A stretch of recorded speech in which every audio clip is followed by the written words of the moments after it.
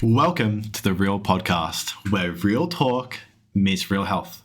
My name is Max Dennehy. My name is Matthew Rigoni. We're your dietitian duo, and we are ready to have a chat about the crazy world of nutrition, health, and performance. This is our second podcast. Matt, take us through what is our topic for today. So the purpose of today's cast is to discuss health impacts of obesity, general management, and kind of the whole state of what overweight and obesity means for our population. The goal will be to come to a consensus between our differing views on health and nutrition to find a middle ground that might best suit you. Cool. Take it away, Max. I want to ask the first question. Jump in. What was your question? Yeah, no, man. Take it away. Cool. Let's jump straight into the deep end. What are the health impacts of obesity, and can I be healthy when I'm overweight? Damn, no fluffing around, hey? Straight into it. I like it. Great. That's good. So, so I guess look, your typical health ones, and I'll probably do a few, and then I'll pass the baton on to you. But your typical health impacts are going to be type 2 diabetes, or like your blood glucose control, cholesterol levels as well, and let's not underplay that factor of that how much the type 2 diabetes affects other areas of your health as well. So like obviously it is one aspect of your health, but then it bleeds into lots of different organs and elements in your body that also impacts your long-term health. Cholesterol health, which impacts your heart health and those elements as well, is a big one. Any other ones, Matt, that come to the top of your head? I think an often not remembered factor is the cancer risk. And I'm not sure if that's a factor of obesity as a state of body, or more so a representation of your kind of whole lifestyle factors that's going into play: recovery, exercise, nutrition, things along those lines. Yeah, my best guess, 100%. And my best guess would be that would be more of those other confounding variables. So what I mean by that is the other things at play that are potentially causing people to become obese. So things like overeating, of like if you're in a calorie surplus significantly for a long period of time, what sort of foods may you be eating to cause that? Are they potentially foods that are higher in saturated fats, or foods that are potentially going to be higher, more carcinogenic foods at the end of the day? Are you also going to be less active, which could contribute to that as well? Do you tend to agree with that, Matt, as well? There's less about the obesity itself and more about the lifestyle factors? Absolutely. And I think it's just important to note that we will be discussing obesity and overweight in more of an objective fashion in terms of this podcast. So if you are sensitive to the topic, please do click away and we can chat about something a little bit more family friendly in the next couple of casts. So to jump back to your point, Max, I do agree that it tends to be more so the other factors, but being above, let's say, a general BMI of 25 does come with inherent pro-inflammatory, low-level risk factors. And then I'm not entirely sure if that is caused by the nutrition and health factors from exercise, or if that's a byproduct of being overweight. From my understanding, it tends to be from the overweight status in general, in the same sense that the type 2 diabetes is caused from the overweight. Not directly caused, but it's a large factor in the diagnosis and development of type 2 diabetes in terms of the fat infiltration in the liver and pancreas and things along those lines. Reduction in blood flow. Yeah, the biggest thing I find, which is interesting for the type 2 diabetes stuff, I know I'm going a little bit off tangent here, is the element of that you need to be both overweight and not too much exercise. Yeah. In that we've seen, because what population was it, Matt? Was it sumo wrestlers or was it someone else where we saw really low rates of type 2 diabetes despite them being quite overweight or obese? From my memory, it was the sumo wrestlers, and that's a great topic to cover, and we'll chat about in a second. So from my awareness, the type 2 diabetes is a multifactorial disease like many other diseases, and it's a chronic condition that we kind of develop over time from some various factors such as that weight gain and specifically lack of muscle. So that huge muscle mass that sumo wrestlers have can counteract the obesity prevalence, just because muscles act as like basically a sponge for sugar in the bloodstream, also known as blood glucose, which everything gets broken down into when you boil the whole situation down. Sorry, Max, go on. No, so I guess for me, that's really interesting in that when we look at people who have type 2 diabetes, they kind of need to check both boxes, really, in most of the cases it looks like, in that they both need to be quite inactive and also quite like overweight or obese. You agree? I tend to agree, and it says so in our evidence of the adequate management of type 2 diabetes. It's not just from nutrition alone. Like, you can have individuals who are relatively low in the BMI scale, who are older in age, and then and we're specifically talking about type 2, not type 1 here. And then they still have diabetes despite having really good nutrition and management of the nutrition side of things. But a huge factor, which we're not I say acknowledging as a medical society, is the huge importance of muscle mass in the maintenance and let's say reducing the chance of type 2 diabetes from coming along and saying hello. Yeah, for sure. Yeah, look, we're totally, there's obviously several other impacts that come from obesity. Things like joint health and arthritis. There's a plethora, but the reason why I think, and I'd say Matt would agree with this, the reason why we're being quite narrow in what we're saying here is that we don't want to overstep the mark in terms of what is actually contributed from the obesity and what's contributed from other elements. So, for example, what, like, their diet or their activity status or their stress status or sleep. Because if we were to say something like, can you give me a disease, Matt, that could be potentially people would say is from obese people? I know I'm putting you on the spot, which is a bit unfair. But I'm looking for a disease state where people would typically say, oh, yeah, that's because you're obese, but it's actually probably not. It's probably because of other factors to do with their lifestyle. Is there anything you can think of off the top of your head? Oh, that's a great question. So the problem with saying obesity causes as a 1-to-1 ratio, where it goes from you become obese and then you go or overweight to a certain degree, and then you get X disease, it seems to be quite tricky. I think that cardiovascular disease, being the buildup of plaques and things along those lines in your arteries and heart, tend to be the one that comes to mind the most, because that is the most driven by body composition. But I'm not entirely sure if that's reduction of muscle mass included obesity, or if it's just obesity as a whole. If we're looking from the straight BMI perspective, if you're obese but you're a bodybuilder, because that's how the classification works, I'd be very surprised if you have cardiovascular disease related to plaque buildup. However, I think it's more common for let's say heart failure with let's say the extreme bodybuilding. So that's probably from let's say steroids. Yeah, I was going to say happy juice, but that's probably not the same. Magical inflating muscle devices. So and I think that's what I would tend to agree with you, Matt, in that there's kind of the big three that you can talk about being BGLs, so your type 2 diabetes and essentially blood glucose control, your cardiovascular disease, and then probably your joint health and arthritis, joint health overall, because that is impacted obviously by the sheer weight of their body on knees, hips, ankles. Do people ever get sore ankles? Knees and hips. Bottom of feet, ankles. I think it really does range. Yeah. Spine is a huge one. Lower back pain. And I think just in that cardiovascular bracket, let's not forget about high blood pressure, because of course that is the largest factor with high weights, and that goes for both extremely muscular and the people who have high adiposity, which is another word just for high total fat mass.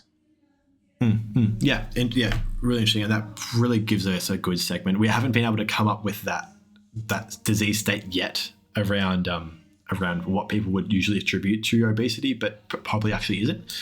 We'll keep it in the back of our minds, and we'll see if we come up with it at the end of the cast. Sounds good. Matt, that gives us a really good transition as to, you were just talking about adiposity and things like that. We've been speaking a lot about overweight and obesity.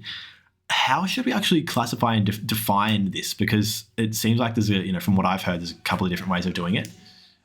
Talk me through how you think it's best defined, and then what the contention is about at the moment.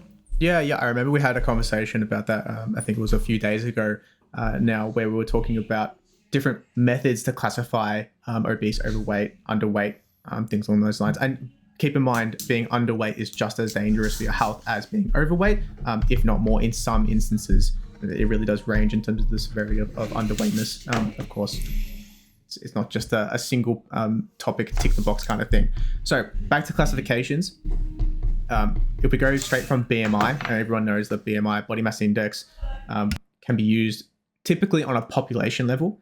BMI less than 18.5 is underweight. BMI of 18.5 to 24.9 is healthy weight. 25 to 29.9 overweight but not obese. And then 30 plus is the kind of obese level where we're talking about class 1, 2, and 3 obesity. And it really does range in terms of the level of obesity there. And that doesn't necessarily mean that you are obese, like we've alluded to, with just fat mass that's excess. It could be a combination of multiple different scenarios, fluid overloading. You've got, for some reason, super heavy bones or something. Your organs are large, or you have excess muscle mass or something like that. Most likely and if we're looking at the population statistics, most likely it's going to be excess fat mass in majority of instances. Generally, people who have a huge amount of muscle mass, you can kind of tell that they're not in the classic kind of obese category. But if we look at the top bodybuilders, they're definitely up there in terms of their obesity level, but it's just not prevalent in terms of what they're actually presenting as. You're muted there, Max. Thank you, sir. I was just doing because I was writing some stuff down as you were saying it, so I didn't want the keyboard clicks to be cool. I like too intense. And I think an important thing to just touch on, as you were saying then, about the bodybuilders and people who would be classified as obese from that typical BMI number scheme, would people kind of tend to discredit them and just say, oh, you can kind of throw them away. I think that's really, really underselling the impacts that just having an excessive amount of tissue on your body has on your body. It takes a serious toll. And if you are someone who is still obese as a bodybuilder with a lot of muscle mass, definitely it's going to have better health outcomes than someone who has it from adipose tissue alone or fat tissue alone, but it doesn't mean you're void of all health impacts overall. Having that amount of tissue still puts a lot of strain on your heart, and it still impacts your health overall. So the people, I don't think you wouldn't just completely discredit them as if someone has a BMI of 35 and their body fat percentage is 10% or 15%, you're still thinking, oh, that's a lot of tissue to have on a body, and what impacts is that having for you long term, kind of thing. So I think that's important to talk about as well. Absolutely. And we can... what about... Sorry. Is it okay if I went a little tangent for a second? Yeah, for sure. So that reminded me, again, this is the second time, about my kind of education experience with understanding is healthy possible at any size of the body.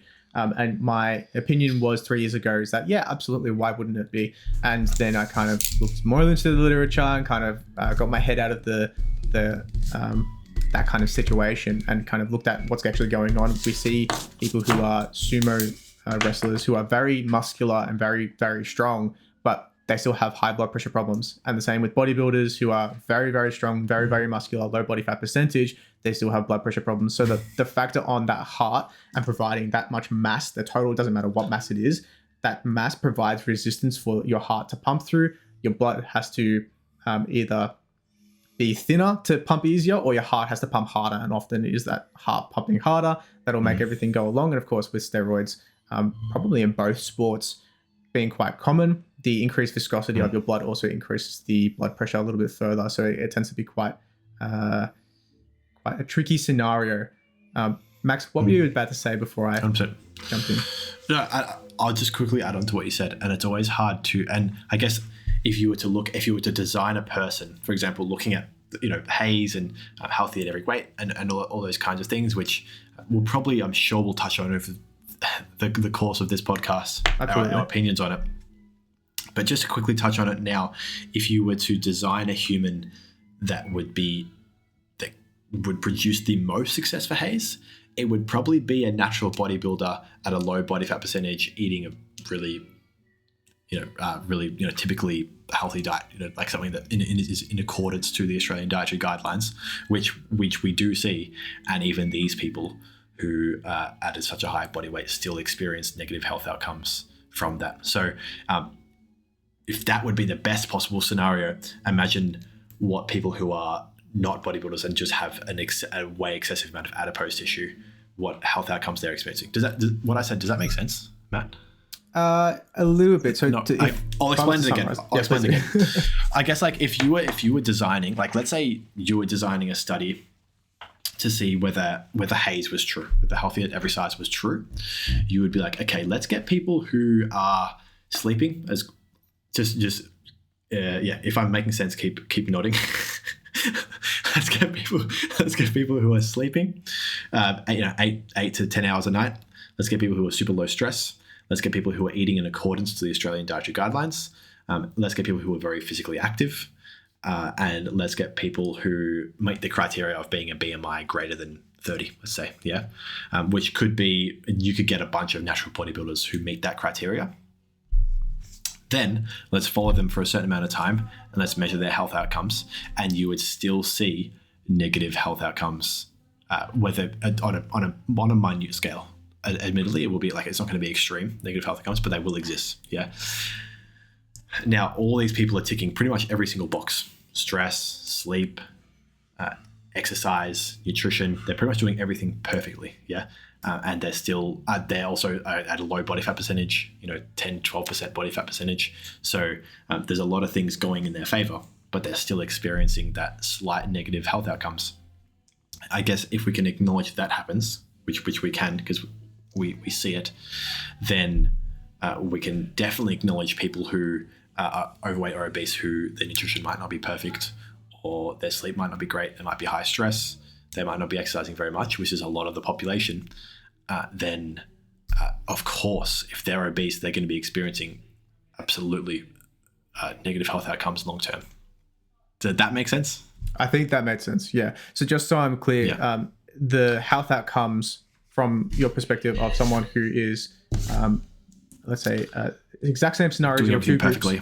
Yeah, doing everything perfectly. 2 groups, exactly. But the difference is one is a body fat percentage higher, and then the other one is the fat percentage is low, but the muscle is higher, and they're both the same BMI. The person who is overweight in terms of adipose tissue, the fat tissue, is going to have more negative outcomes, which I tend to agree, definitely. And then I think I would even go so far as saying that it can be even more than the BMI of 30, up to like a fair bit higher in terms of the bodybuilding side before you start seeing negative outcomes. But it completely depends on your situation, your genetics. Bunch of different things. Yeah, absolutely. Yeah, for sure. Yeah, so by far, that's like I guess the point was completely different scenarios. Like I can't spread my arms far enough to say the difference between health outcomes between those two groups. Yeah, for sure. And I guess for me, the point as well is that, which I wish I had said this at the start, is that I could have summarized this whole point in less than 5 seconds. But anyway, is that even if you've got a group of people that are doing everything absolutely perfectly, sleep's perfect, everything's perfect, if they are still experiencing negative health outcomes, what implications are you going to see from a group of people that aren't doing everything perfectly? Yeah, because that's just the reality. Like, I know it sounds harsh, but objectively, like, we have a population who, what is it, like only 3% or 7% or something are eating the recommended 5 fruits and like the recommended fruit and veg serves per day. Something like that. And that's reported as well. That's not exactly like we've gone into people's houses and exactly, because I can almost guarantee that those people are like, yeah, I fucking eat 2 pieces of fruit a day and then like 4 serves of veg a day. Yeah, I smash that down. Like, no, I can't fucking hit that most of the time. It's very difficult to hit that consistently. And then if you're part of that sub 7%, I would love to meet you. So please chuck me a message and tell me your secrets.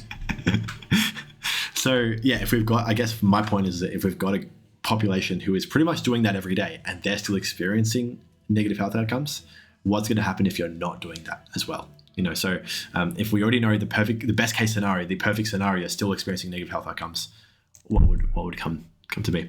Anyway, I really went on a tangent. I was horrible explaining. I think that's great, but I think it's also important to acknowledge that it's the net situation of what's actually going on. Like, we say that they're having negative health outcomes, but it's in like one specific area versus like the net huge amount of health outcomes that is from like a overweight, obese individual or something along those lines. So like it's like almost perfect person in terms of health. That's an absolutely terrible kind of thing I've just said anyways. So like almost perfect health versus very, very large areas to improve on in terms of reaching their goals. Sorry to cut you off. Back on topic, Max. No, that's cool. BMI. That's cool. Yeah. So I guess from me, because you kind of define it well in like the traditional sense of the word. So you've got BMI defined through, overweight and obesity defined through BMI. I think we can both agree that the definition, Quick ad break, guys. Remember to click the first link in the description to check out our dietitian consultations and services. Back to it. I'm not sure how much this is pushed at the moment in the community, but the whole idea that a definition should be about from body fat percentage, I think I think we're both in agreement that's a much better definition. Would you agree? I tend to agree that if we're defining obesity by body fat percentage, it's going to be much better, because then you're not including the individuals who have super high muscle mass, or that have a lot of water loading, which can come from like a lot of different scenarios. So if we were to look by generic Oxford, what's the term? Dictionary. I've actually had a full blank here. I might have to put an ad break. The meaning of obesity: a state of condition of being very fat or overweight. Then we have multiple different classifications of BMI is the most commonly used, but we can also look at, like you've mentioned, body fat percentage. Max, how would we go about measuring that body fat percentage? Yeah, so I guess this is the point where it's like comes to contention, is that everyone pretty much agrees that body fat percentage is going to be a better way to determine obesity or someone's overweight. But I guess the limiting factor is access at the end of the day, is that we need access to be able to measure these things, and we don't have unlimited money, so you don't have the ability to measure everyone. And we do have the resources to measure someone's height and someone's weight, which is a lot cheaper. So it just comes down to that, in that everyone agrees, there's no one that's going to disagree in that body fat percentage is a better way to measure if someone's overweight or obese, but we don't have that access at the moment. And potentially there'll be a day where we will, but at the moment where we can only really, the only objective definition of BMI is through, the objective definition of obesity is through BMI. And there may be a day where we talk about it through body fat percentage. Now, if you do have access to look at your body fat percentage and you're a male, that's a young male that's less than 60, 65, and your body fat percentage is greater than 25% or greater than 20%, you'd probably be looking at trying to lose some body fat percentage some body fat if you wanted to have the best long-term health outcomes for yourself. And if you're a female, anywhere between 30 to 35% would be the same for you if you're under 65. Would you agree with that, Matt? Yeah, I think that's probably a good generalization. I think it, of course, with everything that we say, there's a lot of nuance, and it's not for everyone. There's, like, if we look at cystic fibrosis patients, it's pretty much as high BMI as you can get is the best health outcomes. But that's like one very small subset of the population. And then generally that, like exactly the percentage you mentioned, is probably going to be a good-ish kind of measurement. Max, talk to me about the different types of measurements. So I'm not the biggest fan of bioelectrical impedance scanners, being BIS scanners is more commonly referred to, just because they tend to be quite inaccurate and unreliable, especially between different measurement systems. Good question. So yeah, I am like in a similar stance to you. I dislike them. I kind of go the step further than you, in that I dislike nearly all. Yeah, I dislike nearly all body composition measuring devices. And that's purely off like a philosophical standpoint. I think we're getting better at it. For example, we have BIA, just like you said. We have the water. You float in the water. The hydrostatic underwater weight. I had to Google that. I was not remembering that specific saying. Yeah. You have the skin calipers, and you got DEXA, which is considered the gold standard. I think really interesting. I had this discussion with my girlfriend about a year ago, I'd say now. We were talking about DEXA because she was in a lecture and she was like, oh, but isn't DEXA amazing? It's the gold standard, right? And I think what happens to a lot of people is once they hear gold standard, you also assume good, and accurate. Because if something's a gold standard, it's the best, it has to be good, right? And I think that's a really, really easy misnomer to not realize. And that if you would choose 6 apples that have been thrown on the ground, the gold standard apple, the best apple, it still tastes like shit. You know what I mean? Like if you fucking piff, it's still bad. So it's the gold standard, but it doesn't mean it's actually good, right? So the issue that I have is that it's just objective. I don't know if I can say objectively because this is my opinion. In my opinion, it's worse than a very well-trained person at measuring body composition or like body fat. I'm going to say body fat because DEXA does a lot of other things. Like its main purpose, for example, was to measure bone density and measure like osteoporosis. So it does a great job of doing that. It does a great job of doing a bunch of different things. But there are issues. There are issues with it. And that's just because it wasn't designed to do what it's being used for today, such as measure body composition, measure the amount of muscle mass someone has, body fat percentage, etc. So there's issues with that, and someone who's very experienced and very well trained in the area of measuring someone's body fat percentage is actually probably going to be more accurate than someone who than a DEXA. Yeah, and how do we know this stuff? There's a few different ways. One of the ways we know the exact way, if you want to know your exact body fat percentage right now, I feel like I should clip this moment right now. If you want to know your exact body fat percentage, I have the tool for you. It is turn yourself into a cadaver. And then donate your body to science. And then you'll know exactly how much body fat percentage you have, because that is the only actual way to know. But yeah, there's a bunch of different ways. The reason why that things like in hospitals and in scientific experiments and in studies, we don't use human eyes as the tool for measuring body fat percentage, and it's always DEXAs or ultrasounds or other ways, is because obviously human eye is completely subjective. And although it might have a better accuracy window than a DEXA, it's subjective at the end of the day. And what I would consider 15% body fat, Matt might consider 10% body fat. Yeah. So it is subjective, whereas a DEXA scan is objective. You can build a DEXA scan and you can send it to Germany and it will still work in Germany. Whereas if me and a German look at the same person, we might be different.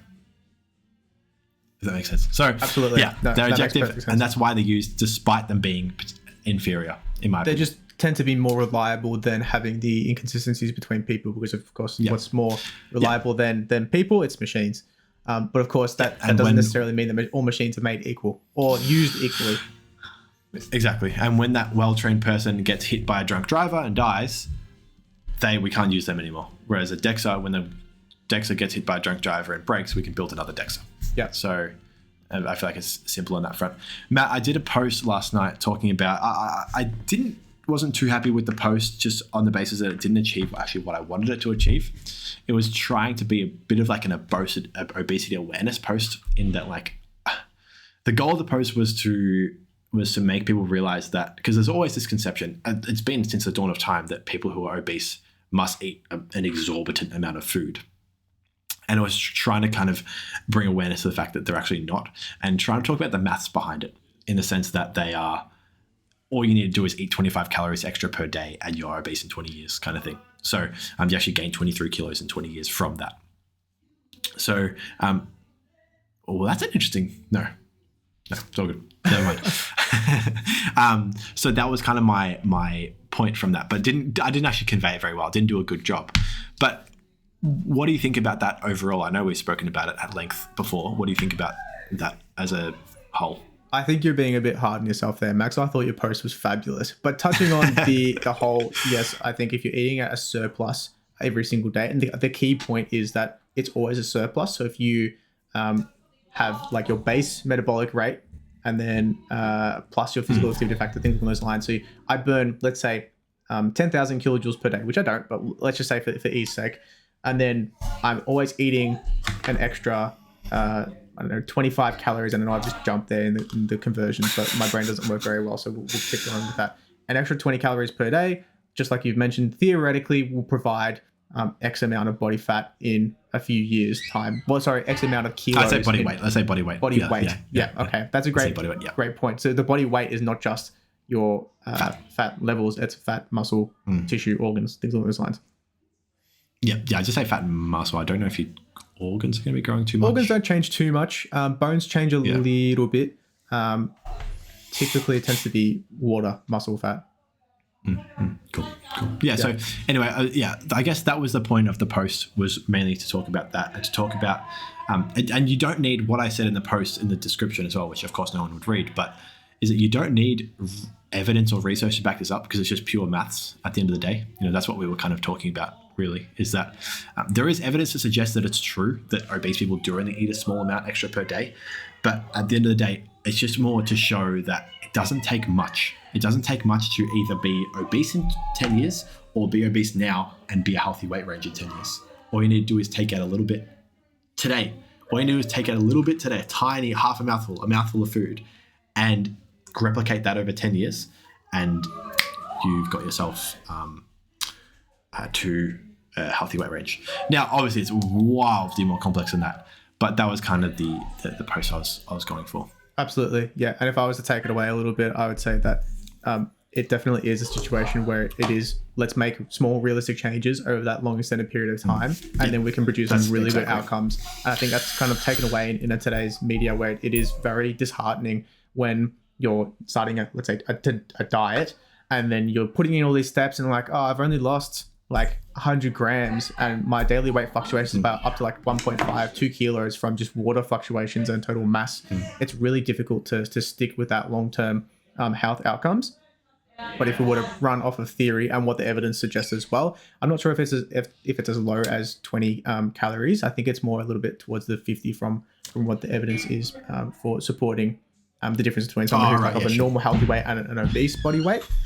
But look, it really is something so trivial as small differences every day make huge changes over time. And how do we measure those changes, Max?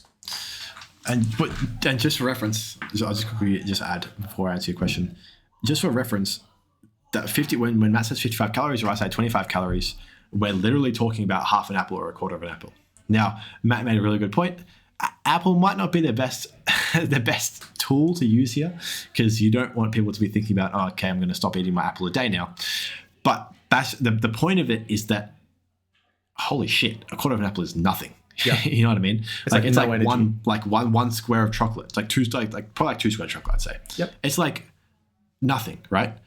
So I guess that's the point. That's why I use an apple, is because maybe my dumb brain is like, I know that apple is nothing, whereas other people don't know it's nothing. Like, do you think potentially like that, because I know that an apple is basically no calories, that I'm trying to convey that message, but people don't actually understand that? Yeah, if I'd have used chocolate, could have been better.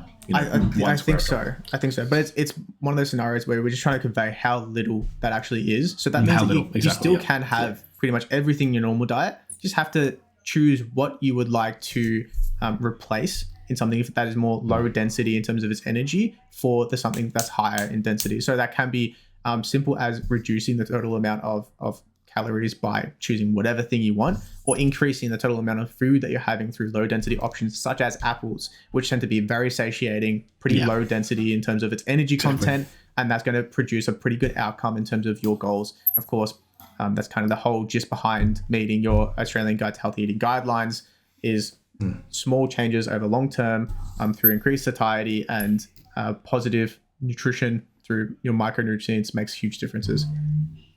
Yeah, I guess the irony of the post is that in reality, if I was coaching someone or trying to help someone lose weight, I would actually try and add in an apple in an attempt to make them fuller and eat less throughout the day. Yeah. So the irony is that I would actually be trying to get them to eat more apples. Yeah. Because I know the fiber from the apple, and the apple is not energy dense at all. It's quite voluminous. It's going to cause quite a lot of satiety.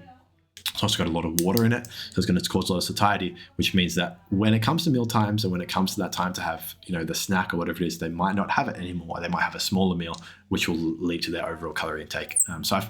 Maybe that's funny. That's a funny little take, in that the irony is my advice would be the quite opposite.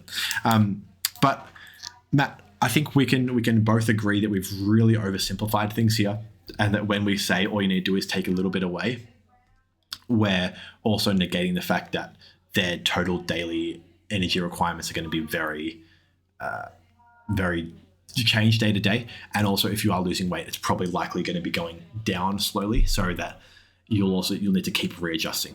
You going to explain that in a concise way, please? Yeah, sure thing. So, like, if let's say, for example, my total energy expenditure for the day. So that's keeping the lights on, as well as physical activity and non-exercise activity thermogenesis. Just your general total energy expenditure is, let's say, at 10,000 kilojoules, because that's how my brain operates.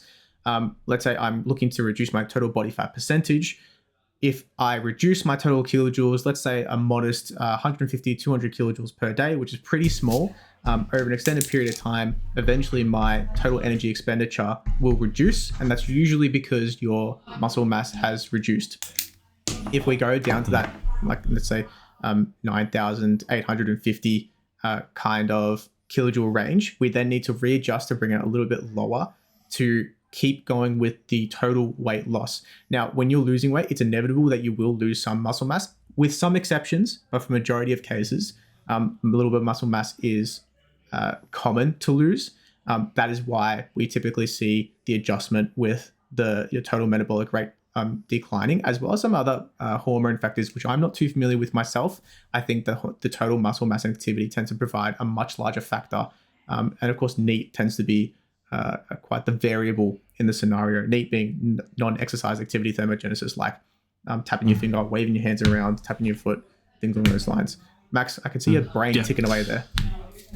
100%. No, so look, I completely agree in what you're saying. I think that you can't overstate how much the NEAT will be changing, and how much it can change. Not it will be changing, actually, how much it can change, in the sense that if you start to lose weight, your NEAT, which is non-exercise activity thermogenesis, as Matt explained before, predominantly subconscious as well. So most of the time, you're not even realizing, you're not thinking about it. You're not realizing you're fidgeting or more energetic or moving around as much.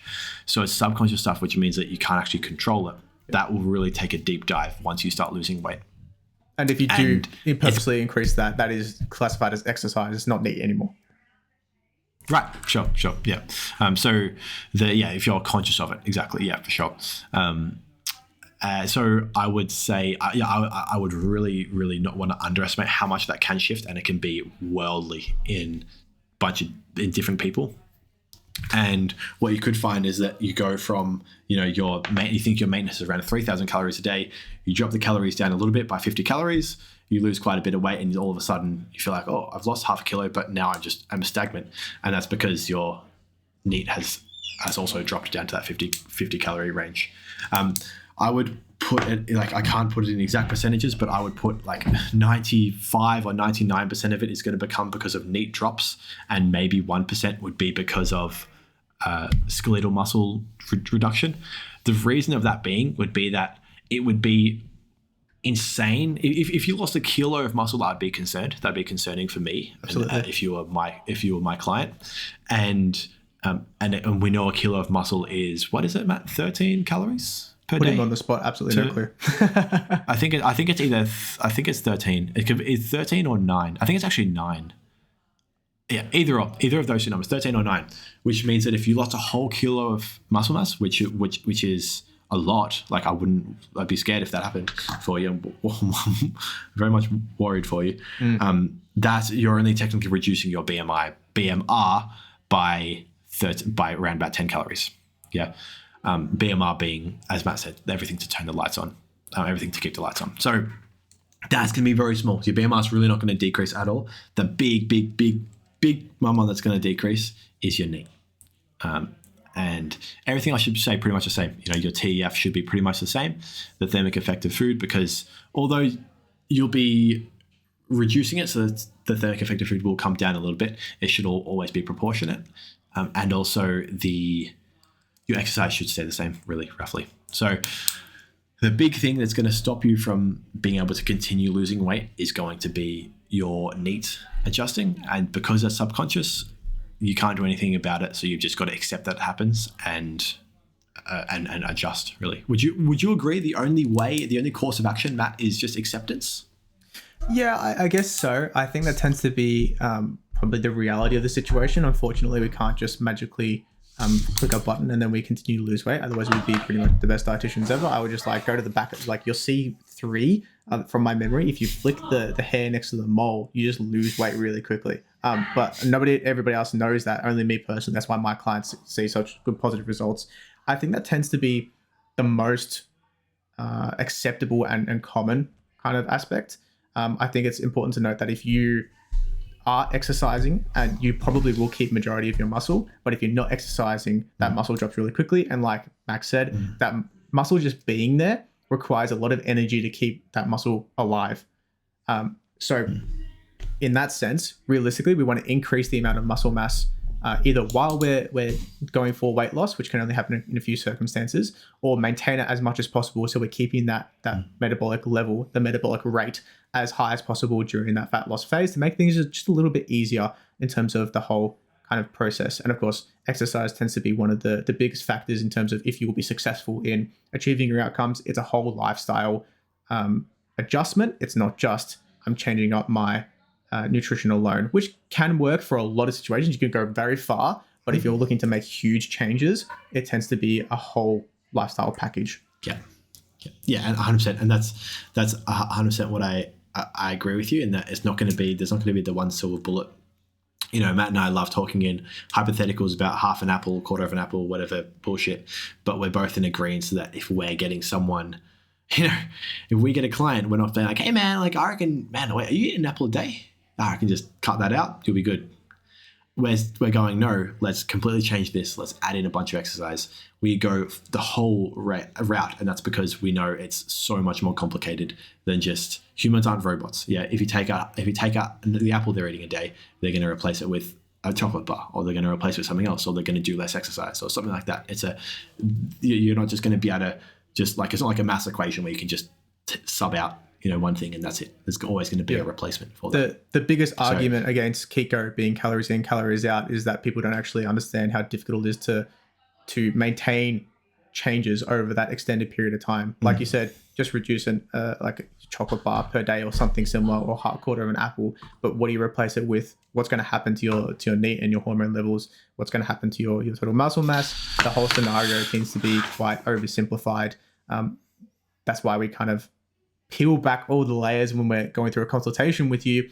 We look at your sleep, your recovery, nutrition, your exercise, your stress levels, your general nutrition throughout the week, coping mechanisms. Tends to be a very wide variety of factors that influence your health and nutrition. It's almost too much to go through in a cast, which is why we do multiple casts. Definitely. And what I'll do, I'm going to push you back because we're going to finish it up because I think that's everything we want to talk about for today. I think that's a really, really great starting point. Yeah. I think we'll have a great conversation later on. Yeah. No, that's it. Exactly. And I'm going to really have a hard think about the hormones thing. I think you should too, because I reckon what we'll do, let's start out the next one of talking about, because I want to push back about that hormone stuff because I don't think I agree. Cool. So if we could hash it out, because I don't think the hormones really play much of a role, but I agree. I don't want to say anything. I don't want to. Yeah. Okay. Well, maybe we don't need to hash it out then. Okay. But yeah. Anyway, that's everything for today. Thank you so much for listening. Cool. Cheers, everyone. Thanks so much for listening. Cheers. My name was Max, and that was Matt, and we appreciate you a lot. Bye. Thank you so much for listening to the Real Health and Nutrition podcast. The sponsor of today's show is you. You support the show by listening and using our services of dietitian consultations and performance coaching. We offer in-depth one-on-one consultations to help you achieve your health and performance goals. Any random bloke online can give you a generic meal plan where we here at R.E.A.L work collaboratively with you to reach your goals, making you feel heard and including you in your journey's planning. Our service offers tailored advice and can accompany meal plans and or realistic nutrition strategies, which can be booked via our website, www.recoveryexerciseandlifestyle.com. That's www.recoveryexerciseandlifestyle.com. Just a quick disclaimer, this podcast is for education, information, and general entertainment purposes only and does not constitute the practice of medical nutrition therapy or healthcare of any discipline. The content discussed in this podcast is not intended to be a substitute of professional medical advice, diagnosis, or treatment. Please review our terms of use via our website. Thank you so much, everyone. Have a great day.